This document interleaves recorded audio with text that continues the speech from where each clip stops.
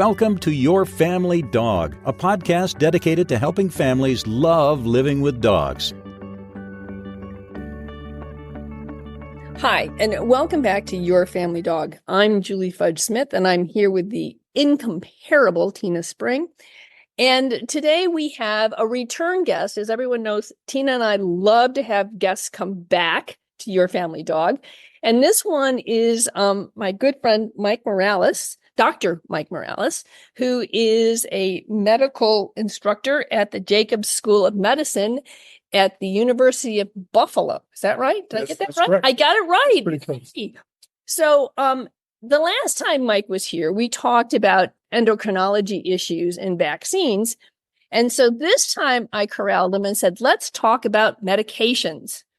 And why is it, one of my big questions is, why is it that certain medications such as Prozac can be used across species, like mice, and I don't know how you tell a mouse is depressed, but you can apparently. Depressed mice don't do as well in mazes. So if you give them Prozac, they do better. Is that right, Mike? Yeah, more or less. So mice can be depressed, and we know dogs can do well on Prozac, as do humans. So why is that some medications are cross species and very effective, but other medications like NSAIDs, for example, you should not give your dog ibuprofen without the explicit instructions of how to do it from your vet. So anyway, that was kind of what spurred my idea to ask Mike to come back on. And so with that, Tina, you still get to ask the first question. Oh no, I'm ill prepared. So Mike, why might NSAIDs not be well tolerated by species other than humans? So it has to do. So the first thing to remember is that dogs and humans are much, much more alike than different. And so if I had to guess, and again, I'm not a veterinarian, so my guesses are not worth much. And he doesn't play one on TV and I don't either. play one on TV. But the I think general assumption would be they probably ought to work the same. There are differences, and these differences are typically due to the way the body handles the drug. So when you think about it, a drug, it's not just placed directly in the brain or directly on what hurts. You have to swallow it. It has to get from the stomach or intestine into the bloodstream. So that there's a transport process that has to take place. Once in the bloodstream, it circulates around. It will go through various tissues, mostly the liver. The liver then can change it to activate it in some cases. It also is needed to change it to inactivate it. That's why when you have to keep taking pills, they wear off, is because the liver metabolizes them. And in some rare cases, they can be changed in ways that just don't occur in humans to make them poisonous. And while I'm not an expert on this specific case, it is something along those lines, so that in effect, the dosage becomes much too high, or that it's metabolized into something poisonous that the dog's system simply can't handle, and it becomes dangerous. There's not really, if you're sophisticated enough, you can make some guesses on this, but really most of it's pretty empirical. And so there's no real way, the example of you drop a pill on the floor and your dog gets to it. You can't really say with any confidence whether it's going to be a problem or not, unless you really got that kind of expertise. And that's why, there are poison control centers and veterinarians and people who are expert in this kind of thing. So. Excellent. Yeah. So, for example, when I find Prozac to be an interesting one, because it used to be that people didn't think that dogs had emotional lives, right? But obviously, thank goodness that ship has sailed. Yes, and obviously they do if we can affect their emotions or their apparent emotion with medication. So what is it about something like Prozac? Is it because of the particular part of the brain it's working on that is more of the emotional part of the brain? Or why is it that some drugs are so effective across species? Well, so first of all, they have to get through that process of, are they metabolized so that they're made inactive? Are they metabolized so that they're made dangerous? Assuming none of that stuff happens, then in a lot of cases, this ought to work. Again, even something as complicated as the brain, a human and a dog brain have much, much more in common than they do separates them. It's pretty clear that most complex, really all complex animals have something of an inner life. Although we can't really, what a dog is feeling, you can't really call it depression with any confidence. You can't put yourself in the dog's shoes. You can judge empirically that the negative behavior seems to get better if you give the dog the drug. Right? But while we know in a molecular sense what an SSRI like Prozac does, it increases the amount of a neurotransmitter called serotonin. Why exactly that helps some people who are depressed and some dogs with some sort of emotional issue and not others, nobody can really say with any confidence. I think a lot of times the reason we go to Prozac with dogs is that it increases neuroplasticity. So like a trainer or behavior professional is brought in to really help modify how a dog emotionally feels about something, the association that they've built, kind of classical conditioning, and then hopefully with operant conditioning, molding how the dog is responding to a stimulus after we've adjusted how they seem to feel about it, because the feels kind of come before the doing. I think a lot of times we go with something like fluoxetine because it greases the skids and just makes it easier on the dog and hopefully the family. Right. Because when we have a highly anxious, reactive, or heaven forbid, aggressive dog, as trainers, as behavior professionals, we really run the risk of losing the family. And if we lose the humans because the work is too hard, or it's they don't feel like they're being successful, or how they feel about it, then we obviously can't help that animal either. So I think fluoxetine is a wonderful one to talk about, where it really, I have seen it be a complete game changer in some animals, including my own, and then have weaned them off of it. Right, that they didn't need it forever. And I think that's the other piece that humans sometimes think, like, oh, if I start this drug now, we're gonna have to do it forever. I'm like, no. If you start it early, like if you start it when the problem starts, you generally don't have to utilize it a super long time with dogs, which is also wonderful. Mm-hmm. I wonder if it works with cats. I don't have a feel for whether or not they use fluoxetine with cats.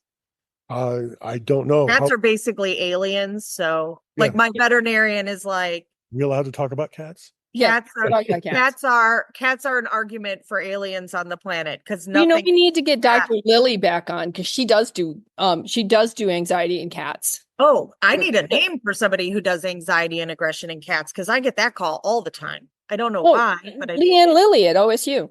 Okay. She had a behavioral medicine there. She's fabulous. She does all kinds of cat stuff. Wonderful. Yeah. But I think the important point about this is that you can't predict, based on what a drug like this does in humans, you can't predict what it's going to do in dogs. Your argument is complete, right? So arguments about neuroplasticity and stuff, I don't know, but it's an empirical argument. You've tried it. It seems to help. Lots of people have similar experience. Lots of trainers have similar experience. There may be even double-blind controlled experiments on it. Based on that, a body of knowledge is built up. It doesn't seem to do the dogs any harm. So there it is. It's not outlandish that it would work this way, though. And in fact, in most cases, I would expect these things would work in pretty similar ways. But dogs are also complex like humans, and the only way to find out is to try. And everything's a study of one, right? Like in the end, it's the patient in front of you and their individual stuff. But just like with humans, I know the behavior vets at OSU, one of the reasons why I oftentimes will recommend that somebody go there if they're not having effective stuff is because my knowledge of psychopharmacology is maybe it's like 2 inches long. My general practitioner vet, he gets 6 to 8 inches, but the behavior vets have like 36 to 48 inches worth of knowledge on psychopharmacology. And so what I try to encourage people is that even if you try Prozac, which is a pretty good go-to with very few side effects, right? So it's a good one. Very well tolerated. Yes, well tolerated, few side effects, easily weaned onto and off of. It's not a bad place to start. It may not be where you end up. Right. The reason why you want to talk to somebody who knows what they're doing is because it can be combined with other drugs to boost its effectiveness, or maybe you go to the benzodiazepines, or maybe you go to some of the other ones. But it is amazing to me, the combination of drugs that you can do. And I don't know if it's the same thing with humans or not, but it is definitely worth trying if your dog has anxiety issues. Oh, and also too, if your dog has aggression in addition to that, you got to be careful what you give them, because some of them, are, inhibitions. Yeah. Like I had a veterinarian put one of my fear aggressive dogs that was my own personal dog on anitriptyline and turned him into a fuzzy alligator. It was like, well, this is fun. And the downside of that med in dogs is it takes a long time to get them on it, but you can't just cold turkey stop. You have to wean them off of it too. And so Chipper was like chompers until we could wean him off of it. So Mike, are there classes of drugs that off the top of your head, people need to be really careful with dogs? I would say everything. I mean, unless you know what you're doing, I think you're taking a chance. I mean, I know of a few cases, but I certainly don't know these things off the top of my head. And, this is why we have veterinarians. Right. And I think you made a sort of alluded to this earlier. If you give your dog, say, Prozac, and it doesn't seem to be doing anything, don't just stop it. Right. To the vet first. Maybe the dose needs to be adjusted. Maybe it's a drug they need to be weaned off. But it's a terrible idea just to quit giving a drug that's been prescribed for a dog without some sort of supervision. Unless you've got extensive experience with this stuff, you just don't know how it's going to go down. Right. Well, and I would also say that some of the signs, like I sometimes get people, oh, well, we tried Prozac last year and it made the dog more anxious. And I'm like, oh, okay, well, was that at the minimum dose? They're like, yes. I'm like, well, that was a sign that it was working, but that the dose was too low. But there does seem to be this disconnect.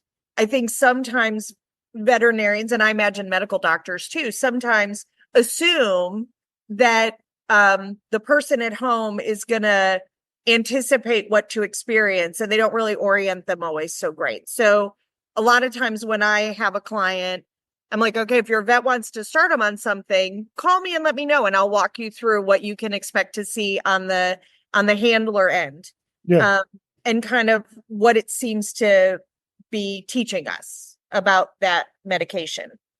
And just be aware that sometimes it might be complicated. So it may take a few tries to get the dosage right. It may be it's not the right thing for your dog. Absolutely. You may have to try. It's like any other complex medical problem. You may have to try a few things. Well, the other thing you have to be aware of too is that you got to be honest with your vet about everything you're giving your dog, including over-the-counter supplements. Because if you're giving your dog tryptophan to calm it down and then you add Prozac, then you're talking about some problems because you might have too much serotonin in the system. And so I think it's also important to understand that there can be drug interactions between not only prescription drugs, but prescription drugs can have interactions with non-prescription drugs. It's just kind of like if you're on I think blood pressure medication, you have to be careful of the cold medications that you take because they can have some negative interactions. It's the same thing with your dog. I remember with my holistic vet, and he was saying one of the things you need to tell us is whether or not you're actually getting the dog to take the medication. Because if the dog's not taking the medication, then we don't, we can give you ways to get him to take the medication. Don't just give up because he won't take it. So I think that we have to be careful with what we do with our dogs, in the same way we'd have to be careful with our children or ourselves. That the vet needs to know everything that's going into your dog. Because I remember when Zuzu got caught in the weasel trap, and I must have told you about the That needs to be the title of a book. When Zuzu got stuck in the weasel trap. And I took her it's a very long and convoluted path to the emergency vet, which I finally got to. And the trap, we'd already gotten the trap off of her, but my vet said I'd need to have her seen. I was in another part of the state. And so anyway, finally got to the emergency vet and they saw her. And I said, look, I think she is really sore. Can I get some pain medication for her? And he gave me one, and I told him very clearly that she was on Prozac, and he actually gave me a pain medication that you should never give to a dog on Prozac. And I didn't know about it until later. Luckily, there was no side effects, but even there, you have to make sure that get informed yourself. Is another thing too. Is that and make sure you tell the vet, because mistakes can happen even there as well. I can't remember the name of it's not a pain medication they use very often. It's a very mild one, but nonetheless. Gabapentin? No, it wasn't GABA. It wasn't gabapentin. No. GABA goes fine with fluoxetine. It does. I love GABA, actually. I remember I had her for my foot surgery. Gabapentin has actually given me deep restorative sleep back. Yes. Wow. Oh, love A gabapentin. really low dose of gabapentin. I do worry about it a little bit because apparently it can create some psychosis. But But so can lack of sleep. Right. I mean, so the working theory that the nurse practitioner told me was that my pain tolerance is so high that I have pain that doesn't register. And so I can't get comfortable enough to deeply sleep. So by giving the gabapentin, it deals with that nerve pain and then I can get into deep sleep. Yeah. I don't know. Anyway, so you got any other thoughts on medication here? So I wasn't around at the time that we did your endocrinologist conversation. So It was really good. I'm really curious about a bunch of stuff. So, part of what we're seeing in dogs right now is early spay neuter, like as soon as puppies weigh 2 pounds. Mm-hmm. So I'm not asking you to give a veterinary answer. I'm asking you to give a human medical answer. But if we were sterilizing children pediatrically, how would that impact the body and development? What might we see happening if we were putting children moving them into a sterile condition where they couldn't reproduce? Well, so at times during history, this was done. In fact, a lot of old choral works, Handel's Messiah was scored. The high voices, the women weren't allowed to sing them. They were scored for castrati. It's right on there. Boys that had been castrated, but good singing voices, who'd been castrated to keep their singing voices. It turns out that the thickening of a voice box and the deepening of a voice is due to levels of testosterone in pregnancy, increase in testosterone in puberty. I'm sorry. Puberty and pregnancy. I was like, in puberty. In puberty, and that's why men tend to have deeper voices than women. So what it would do is it prevents the sexual development that you go through at puberty.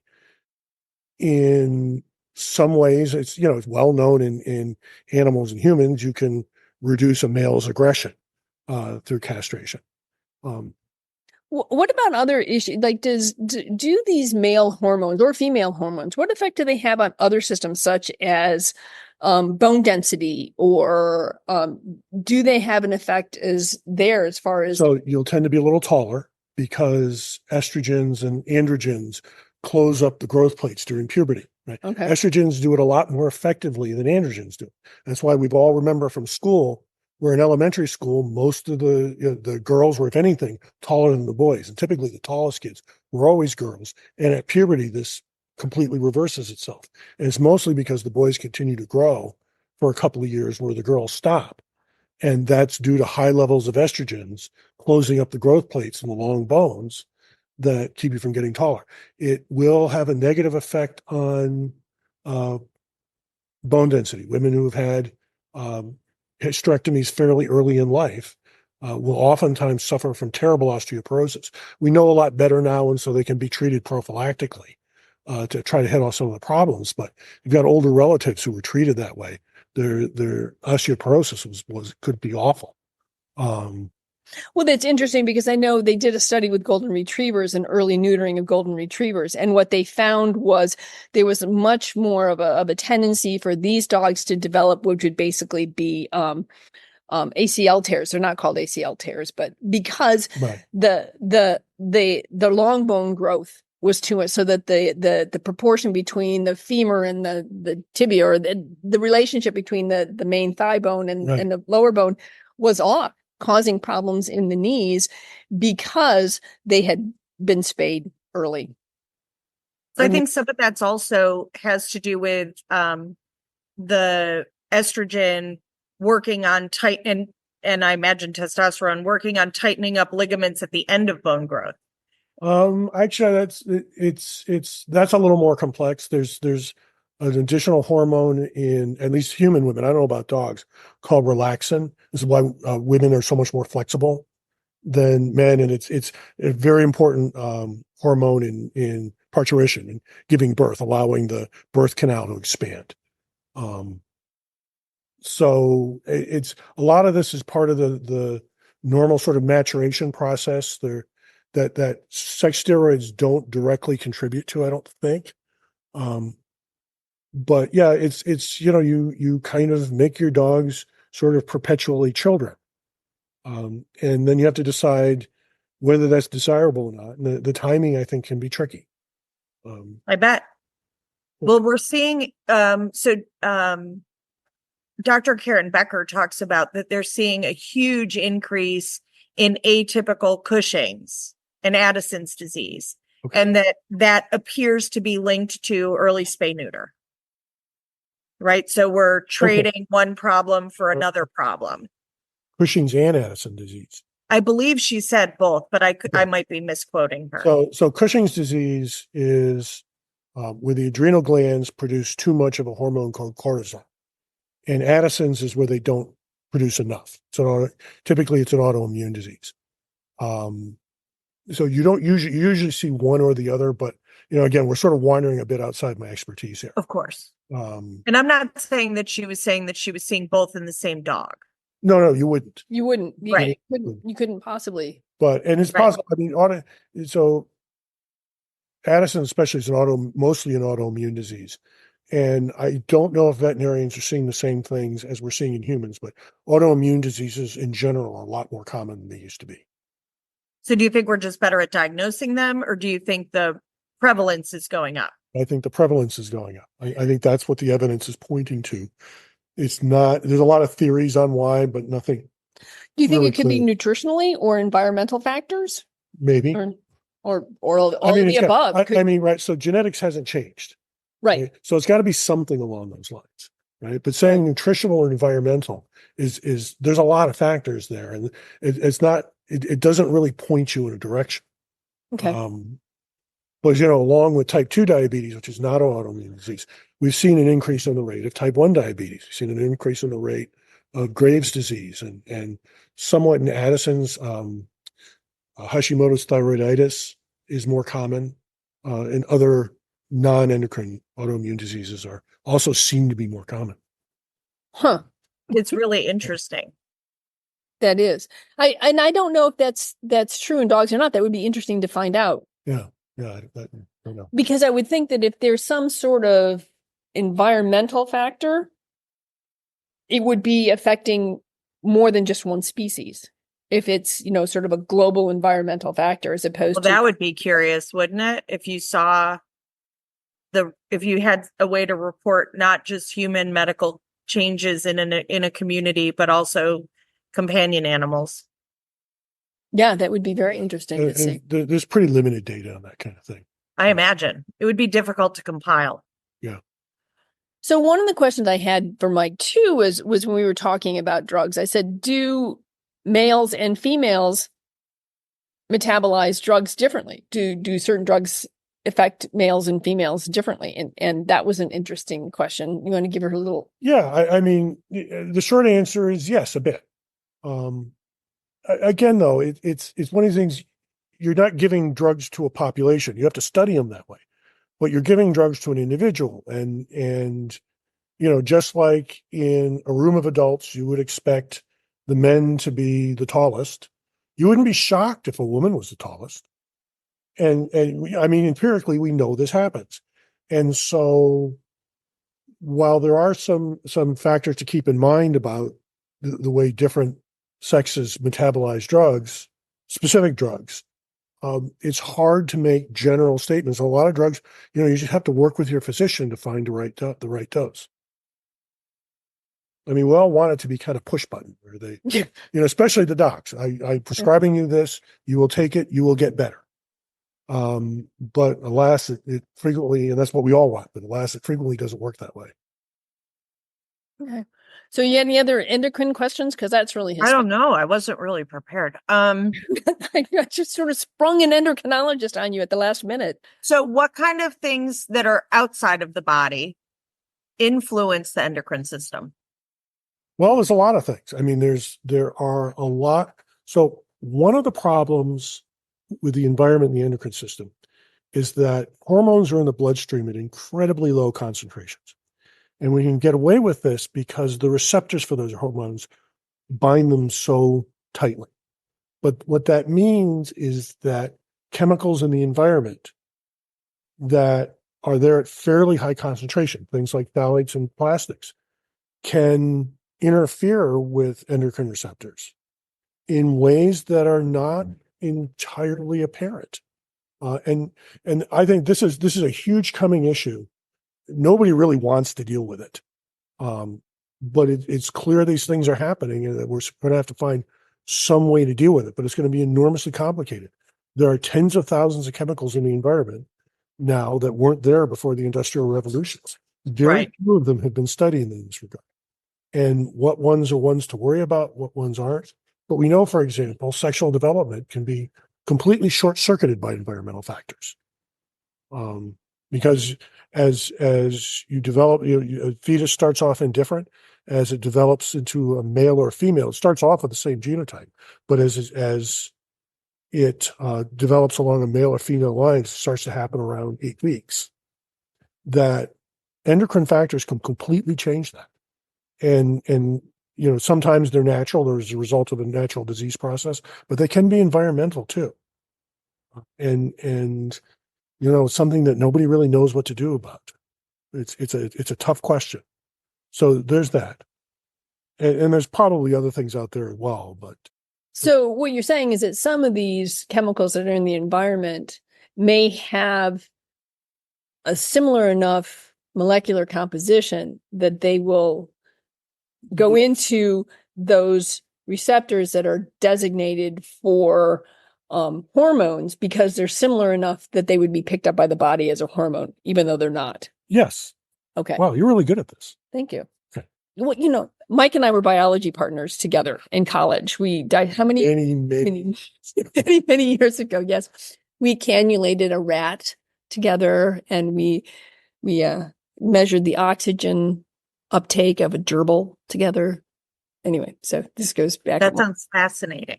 It was, actually. We had a lot of fun. We did blood labs together too. Yeah, that was fun. Stabbing each other with little lances to the blood lab. Turns out I'm a much better. He is. I had this really rapid clotting time. We had to keep stabbing Mike. But I just I just bleed. So yes. Just wouldn't give you any blood. No, I wouldn't. He would. Anyway, the bleeder. He's the bleeder. I'm the clotter.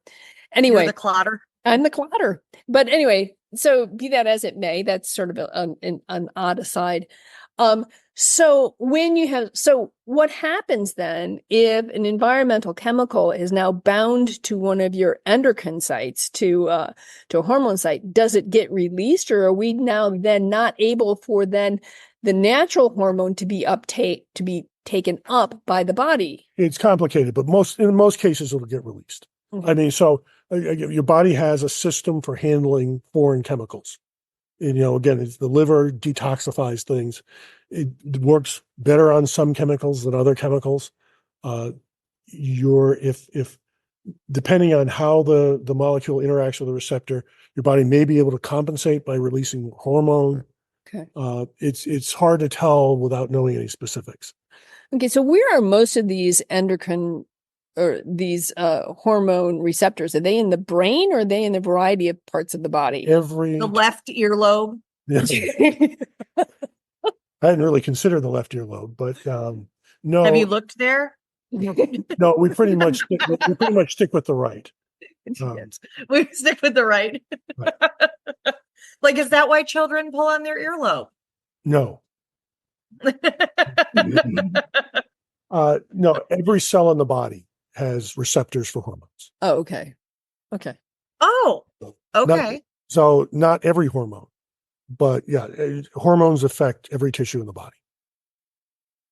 So it seems to me that that's also, in some ways, if you had this environmental stuff adhering to receptors for hormones, you would probably get some interesting sort of side effects in much the same way that you get side effects with drugs, right? Because if you get the wrong thing adhering to the wrong place, you could have some interesting results from that. Well, I know, like, I remember listening to a radio program and I kept thinking, oh, please, please, please, just be quiet, be quiet, be quiet.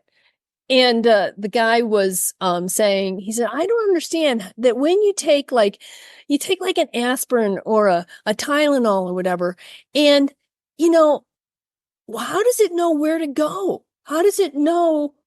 It doesn't. That's what I said. I'm like, that's why we have side effects, because when you have a drug, it's circulating through your blood system. So it's going to all the cells in your body. And the ones who are in pain are like, oh, thank goodness it has finally arrived. But the other ones are like, I don't need this. Okay. So I'm going to, give you an upset stomach. So no, it doesn't work like that. So it will go everywhere where there's receptors. Okay. And so for a good example is the hormone epinephrine or adrenaline. Okay. And it's released by a little gland on top of your kidney called the adrenal gland. Okay. Now you go to a scary movie or something along those lines, and you get startled, and your heartbeat immediately starts to get faster, right? Mm-hmm. And that due to a hormone being released. So your brain takes those sensations, it sends them down your sympathetic nervous system, it signals to the adrenal gland, release adrenaline. Okay. And your heart, within a second, your heart is beating much faster. Okay. Right? Now, the hormone wasn't sent to your heart, it was sent to all over your body, because there'll be other things that happen. If you had to go to the bathroom, you might not anymore. Right? That's one of the things that scare does to you. It will cause you to sweat in certain ways, like under your underarms. Okay. It will cause your hairs to stand on. They call it peleomotor reflex or goosebumps. Right. Right.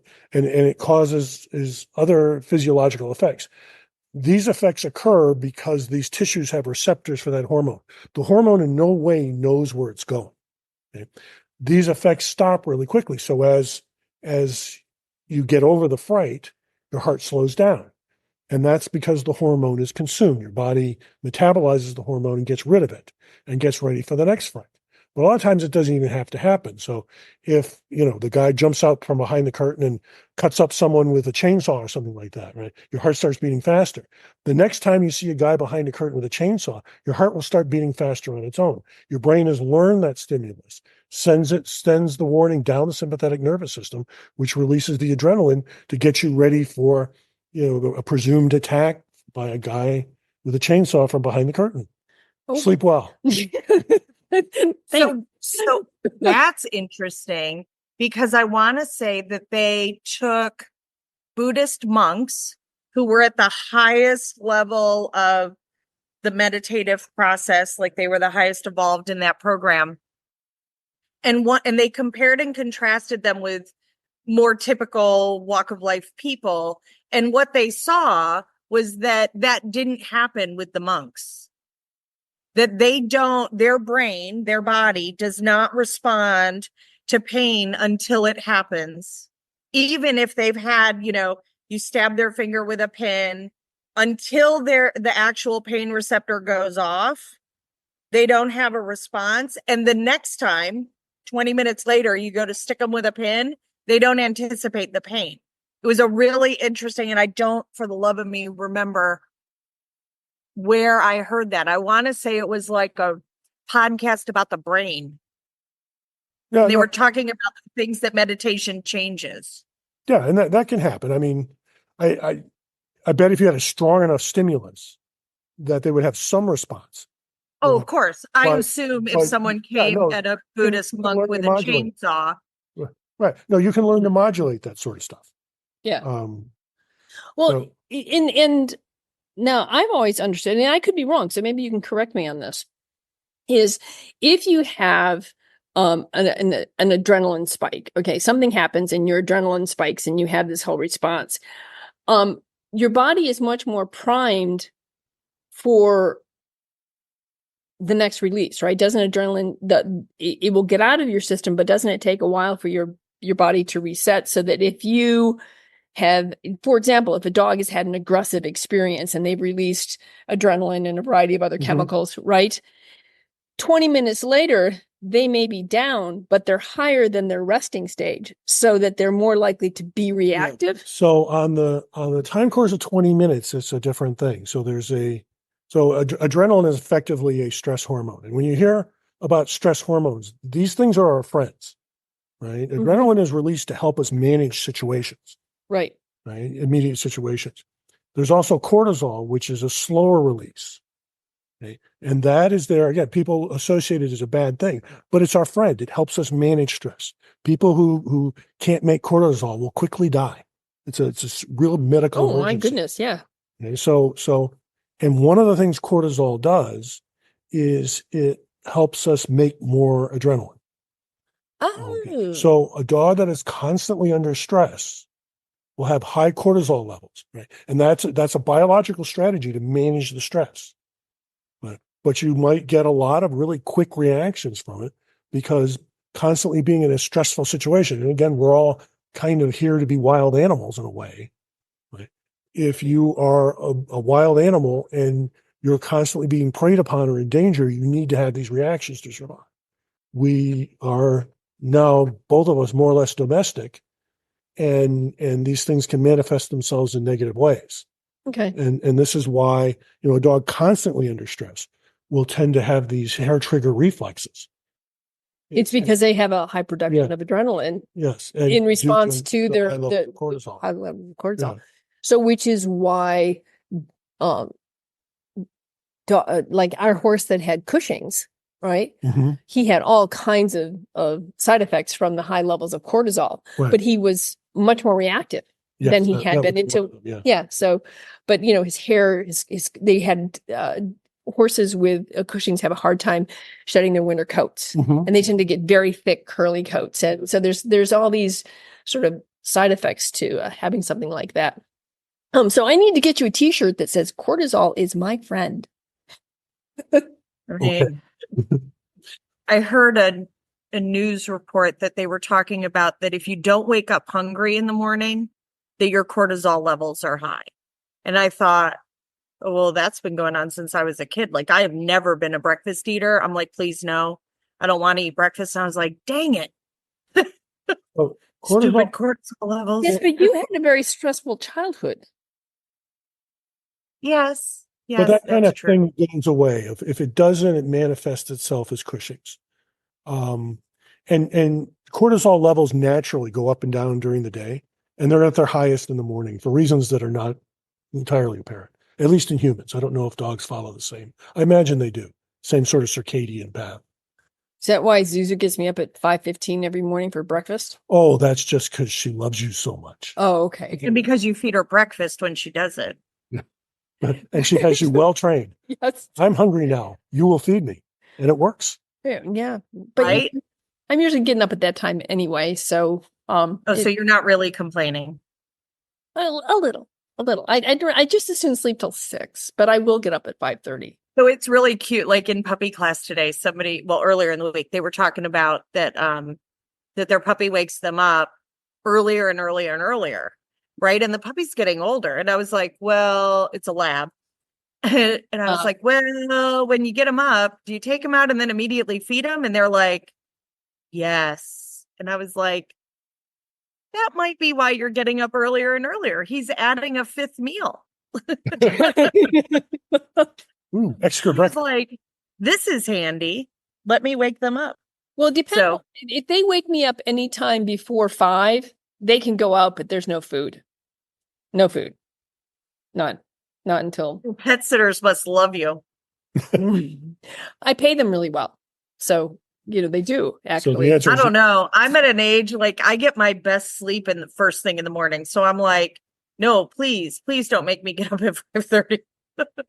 Yeah, but then Yeah. I go back to bed and they'll snuggle with me and it's lovely. So, anyway, it all works out. It is what it is. And, I never claim to be the trainer you are, Tina. I'm just I'm not. I mean, as evidenced by my dogs, I'm a good people teacher Yes, you are. and I'm creative. So Mike, what's one thing about the endocrine system that you wish every human knew? okay. So this is true for humans and dogs. Sometimes your natural stress response isn't enough. This can happen if you've in a situation of runaway inflammation. Maybe you're allergic to a bug bite. Maybe you've had surgery, or you have some other inflammatory condition. You will get an artificial form of cortisol for that. And this is done for dogs and cats who have allergies or skin allergies. They'll get this powerful anti-inflammatory.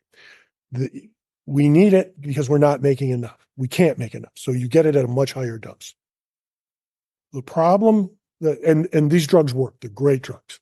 The problem with them is that the high doses cause your body to turn off your adrenal gland. Okay? So all the cortisol you'll be getting is from the drug. Now that's fine. But when you get these things from your vet, they'll come usually in blister packs. And you'll say 2 pills a day for the first week, and then 1 pill a day for a couple of days, and a half a pill a day for a couple of days, and maybe a quarter pill. So you ramp down the dosage slowly. Now, one of the things that cortisol does is it makes you feel good. And so you give these pills to your dog for a couple of days, and they perked up, whatever is bugging him doesn't seem to be bugging anymore. You just stop giving the medicine. The problem is you've turned off their adrenal gland so that it will take days to recover. And while they are recovering, they're a sitting duck for all sorts of inflammatory, GI, skin, and other conditions that they won't be able to defend themselves against because you turned off their body's ability to make cortisol. That's why you ramp it down slowly. And as you ramp down the drug, the adrenal gland naturally recovers and you can get back to normal. And this is true for both humans and dogs. So you should always take all the medicine, regardless of how you're feeling, unless there's some awful side effect involved, which there isn't usually, but if there is, you should talk to your physician or vet. So I assume you're talking about things like prednisone. Oh, and it just went out of my head.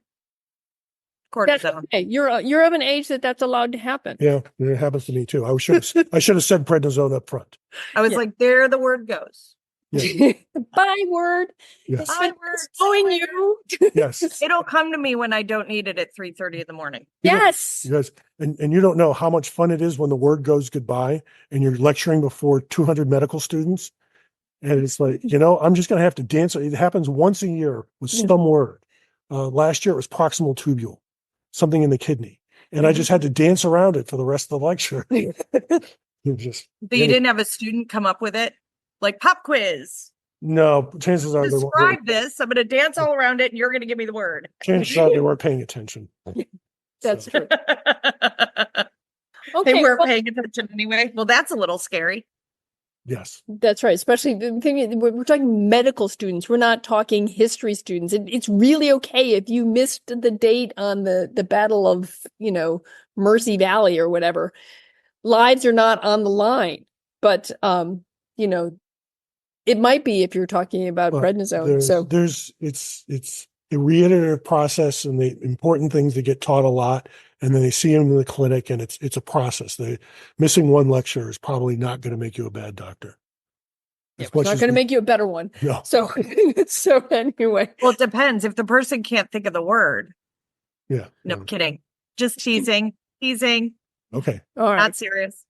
So, well, anyway, thank you, Mike, for joining us today on Your Family Dog. As usual, it was really interesting, and I feel like we've given some more in-depth knowledge to our listeners about some of the things that are going on with their dogs. We talk a lot about training issues, which have a certain depth, but it's kind of, but it's nice to be able to dig into sort of the inside of your dog a little bit more. So thank you very much for joining us today. And, It was great to meet you, Mike. Yes, nice to meet you too. Thank you. Thank you for having me. So with that, thank you all, and we'll see you next time on Your Family Dog. Thanks for listening to Your Family Dog. Got questions? Interesting ideas? Visit www.yourfamilydogpodcast.com to share your thoughts.